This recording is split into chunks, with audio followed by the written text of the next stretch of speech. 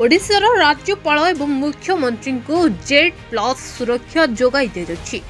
सेहिपरि विरोधी दलर नेता नवीन पट्टनायक को वाई प्लस सुरक्षा मिलुछि। सोमवार विधानसभा मुख्यमंत्री मोहन चरण माझी एही सूचना दैछन्ति। अन्यपटे राज्य में कौनसी अधिकारी को जेड प्लस किंबा वाई प्लस श्रेणी सुरक्षा जोगाई दिया जाउनथवा कहिसन्ति मुख्यमंत्री।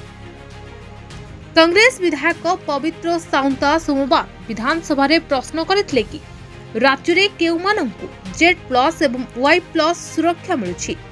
एपरिकी से गत 10 वर्ष मध्य अंतर्जातीय तथा जातीय अनुसंधानकारी संस्था द्वारा अनुसंधानर स्थिति विषय में प्रश्न करथिले। उत्तर में मुख्यमंत्री कहते राज्य में घटनार तदंत करुवा अनुसंधानकारी संस्था उपरे सरकार तथ्य संग्रह करुछन्ति।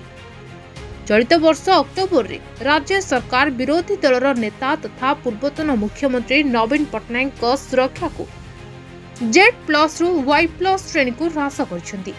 राज्य में एकमात्र व्यक्ति भाव में नवीन पट्टनायक एही सुरक्षा पाउछन्ति। ब्यूरो रिपोर्ट ईरानचल लाइव। तेबे एभली किछि गुरुत्वपूर्ण खबर देखिबाकू चाहंती आम चैनल को लाइक सब्सक्राइब और शेयर करंतु।